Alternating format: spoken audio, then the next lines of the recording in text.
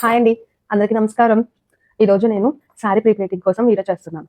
ఇప్పుడైతే మనము అసలు ఏమేమి వస్తువులు ఉంటాయి అవన్నీ మాట్లాడుకుందాం. First hanger folding. హ్యాంగర్ ఫోల్డింగ్కి మనకి కావాల్సిన ఏంటి? హ్యాంగర్.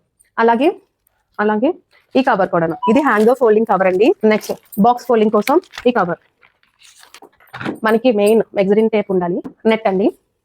నెట్ అయితే ముఖ్యంగా శారీ కాలకుండా మనకి చాలా బాగా ప్రొటెక్ట్ చేస్తుందండి. నేనైతే నెట్ ఎప్పుడు దగ్గర పెట్టుకుంటాను. నెట్ మోస్ట్లీ నెట్ శారీ ఎక్కువగా హీట్ ని తట్టుకోలేని శారీస్ ఏమన్నా, మగ్గం వర్క్, పెయింటింగ్ వేస్తారు కదండి, ఫ్యాబ్రిక్ పెయింటింగ్ ఉన్న ఆ శారీస్ లాంటివి ఏమైనా ఖరాబ్ అవ్వకుండా ఉండడం కోసం నెట్ అయితే తీసుకుంటామండి, ఐరన్ నెట్. ఇది పెద్ద సైజ్ పెగ్స్ అండి. ఇది బాగా ఉపయోగపడుతుంది. నేనైతే ఇదే ప్రిఫర్ చేస్తున్నాను.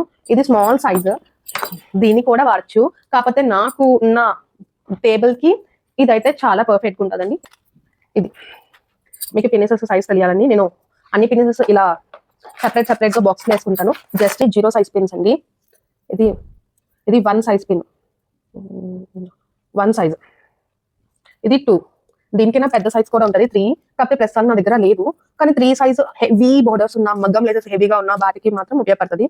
మోస్ట్లీ వీటితోనే వెళ్ళిపోద్ది. ఇంకోటి ఇన్విజిబుల్ పిన్ అని ఉంటుందండి. నాకైతే ఇప్పుడు వరకు అవసరం రాలేదు. అది నెటెడ్ సారీస్ కి, అలాగే పిన్ అసలు కనిపించకూడదు అనే క్లయింట్ ఉంటారు కదండి, అలాంటి వాళ్ళకి ఉపయోగపడుతుంది. ఫ్లఫీ ప్లేట్స్ కూడా ఇన్విజిబుల్ పిన్ పెట్టచ్చు. 0 సైజ్ పిన్ ఫ్లఫీ ప్లేట్స్ కి బాగా ఉపయోగపడుతుంది. ఎందుకంటే ఇది సారీ డ్యామేజ్ చేయదు ఎక్కువగా. ఇంకోటి సైజు పెద్దది ఉంటే మనకి ఈజీగా విజిబుల్ అవుతుంది. సో 0 సైజ్ ని ప్రిఫర్ చేయడం బెటర్.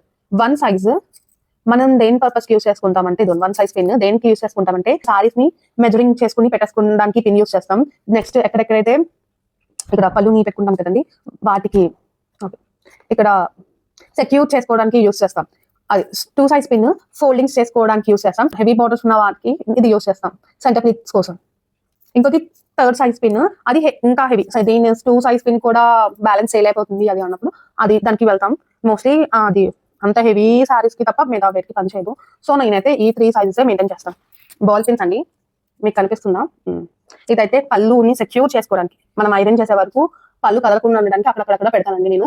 ఐరన్ చేసినాక ఇది రిమూవ్ చేస్తాను. ఇది ముఖ్యమైనదండి మనం ప్లీటింగ్ చేయడానికి. ఐరన్ బాక్స్, ఇది ఓన్లీ డ్రై ఐరన్ మాత్రమే, డ్రై ఐరన్ బాక్స్. దీంతో కూడా మనం చేసుకోవచ్చు. అది ఎలాగా అంటే, స్ప్రే బాటిల్ ఉంటుంది కదండి, ఆ బాటిల్ తో మనం వాటర్ ని స్ప్రే చేసుకుంటూ ఎక్కడైతే మనకి ఐరనింగ్ చేయాలో అది కాస్త స్ప్రే చేస్తూ ఐరనింగ్ చేస్తే అది సారీ డామేజ్ అవ్వకుండా ఉంటుందండి. కానీ అలానే స్ప్రే అని వాటర్ ఎక్కువ స్ప్రే చేయకూడదు. అక్కడక్కడ స్ప్రే చేస్తూ వెళ్తే ఓకే, ఈ హీట్ మేనేజ్ చేస్తుంది. ఇది స్టీమ్ ఐరన్. ఇదైతే నేను ఫస్ట్ లో డ్రై ఐరన్ తర్వాత ఇది నేను కొనుక్కున్నాను. కానీ దీంట్లోని కొన్ని డిసడ్వాంటేజెస్ వల్ల నేను అప్గ్రేడ్ వర్షన్కి వెళ్ళానండి. దీంట్లో ఉన్న అడ్వాంటేజెస్ ఏంటంటే, డ్రై ఐరన్ తో మనము స్ప్రే బాటిల్ అనేది పక్కన సపరేట్ గా మెయింటైన్ చేయాలి. కానీ దీనికి అక్కలే స్ప్రింగ్ వాటర్ స్ప్రింకల్, నేను మనం వాటర్ వేస్తే దీనికి స్ప్రింకల్ వస్తుంది. ఇంకోటి స్టీమ్ కూడా వస్తుంది. డిసడ్వాంటేజ్ ఏంటంటే, సిల్క్ మోడ్ కి స్టీమ్ లేదండి, only cotton and Lenin mode కి స్టీమ్ ఉంటుంది. మనం యూస్ చేసేవన్నీ పట్టు డెలికేట్ సారీస్ కదండి, సో మనం సిల్క్ మోడ్ లోనే దానికి స్టీమ్ ఇవ్వాలి. ఆ కాటన్ మోడ్ లో ఇస్తే కొన్ని ఫ్యాబ్రిక్ పాడే ఛాన్సెస్ ఉన్నాయి. సో అదొక డిసడ్వాంటేజ్ అని. దానికి ఇంకోటి ఐరనింగ్ కూడా కొంచెం స్లో అవుతుంది, చూసారు కదా. అండ్ స్టీమ్ అనేది ఇలా దీని నుంచి వస్తుంది కదా, కొంచెం స్లోగా ఉంటుంది. ఎక్కువ టైం పడుతుంది దీంతో ఐరనింగ్ చేయడానికి. ఇది అప్గ్రేడెడ్ వర్షన్ అండి, రీసెంట్ గానే నేను తీసుకున్నాను. దీంట్లో చూస్తున్నారు కదా, స్టీమ్ అనేది కంటిన్యూస్ గా చాలా బాగుంది, చూసారు కదా, చాలా ఎక్కువ స్టీమ్ ఇస్తుందండి. అలాగే దీంట్లో సిల్క్ మోడ్ లో కూడా మనం స్టీమ్ ఇవ్వచ్చు. మనం డై ఐరన్ కింద యూస్ చేసుకోవచ్చు. సిల్క్ మోడ్ అయితే ఈ కోలో పెట్టుకోవాలి. లెనిన్ కాటన్ వారికి ఇలా మోడ్స్ మార్చుకోవచ్చు.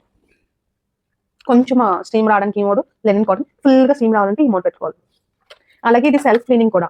మనము వాటర్, మన పని అయిపోయినాక వాటర్ వంపుకోవాలంటే ఇట్లా ఇది ఓపెన్ చేసుకొని ముందుకు వంపుకోలేదు. ఇది ఈ మోడ్ లో పెట్టేసుకుంటే అదే దాంట్లో ఉన్న వాటర్ అంతా బయటకు వచ్చేస్తుంది. అలాగే ఇది ఈజీగా సారీ డ్యామేజ్ అవుతుంది, ఎందుకంటే ఇది సిరామిక్ ప్లేట్. ఇదైతే ప్రస్తుతానికి నేను వాడుతున్న ఐరన్ బాక్స్. ఇది బెస్టా అంటే నేను చెప్తాను, 2 బెస్ట్. దీంట్లో ఒకటే డిసడ్వాంటేజ్ నాకు తెలిసినంత వరకు ఏంటంటే, సిల్క్ మోడ్ లోని ఐరనింగ్ అవ్వదు. ఇంకోటి కొంచెం ఎక్కువసేపు పడుతుంది, ఎక్కువసేపు పడుతుంది ఐరనింగ్ చేయడం కోసం. ఇది సిల్క్ మోడ్ లో కూడా అవుతుంది ఐరనింగ్. నెక్స్ట్ ఐరనింగ్ కూడా చాలా ఫాస్ట్ గా అవుతుంది, ఫినిషింగ్ కూడా సూపర్ వస్తుంది. దీంట్లోనే వస్తుంది. కానీ కంపేరింగ్ టు ఈ నా రైట్ హ్యాండ్ లో ఐరన్ బాక్స్ కింద ఈ లెఫ్ట్ హ్యాండ్ ఐరన్ బాక్స్ కొంచెం తక్కువ. కాస్ట్ కూడా చాలా డిఫరెన్స్ అండి. ఇది నాకు 1400 పడింది.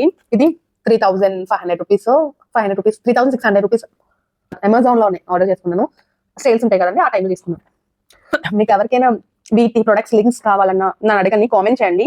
నేను లింక్స్ కామెంట్ చేస్తే వీటికి లింక్స్ నేను పంపిస్తాను. ఓకే, నెక్స్ట్ మనకి ఇంపార్టెంట్ లెగ్ పాయింట్. ఇంత మంచి ఐరన్ బాక్స్ మెయింటైన్ చేసినప్పుడు కంపల్సరీ దీనికి మన పవర్ సప్లై అనేది ఫ్లక్చుయేషన్స్ రాకుండా చూసుకోవాలి. సో మనము మంచి ఐరన్ బాక్స్ యూజ్ చేస్తే సరిపోదండి. ఐరన్ బాక్స్ ని కాపాడడానికి మంచి పవర్ సప్లై ఇలాంటి ఉండాలని కంపల్సరీ ఫ్యూజ్ ఉన్నది తీసుకోండి. సో మీకు ఏదైనా ఫ్లక్చుయేషన్ వస్తే ఫ్యూజ్ పోతుంది తప్ప మీ ఐరన్ బాక్స్ కి అయితే ఏది అవ్వదు. ఐరన్ బాక్స్ ఫ్లక్చుయేషన్స్ రావడం వల్ల ఐరన్ బాక్స్ పాడైపోతే మళ్ళీ ఇబ్బంది కదండి. చాలా కాస్ట్లీ పెట్టుకొని కొనుక్కుంటాం కదా, 3000 అంటే చాలా ఎక్కువ కదా. ఇది మా అయితే ఒక 300-200 లో ఉంటుందండి కంపెనీ బట్టి. అదే ఇప్పుడైతే మనము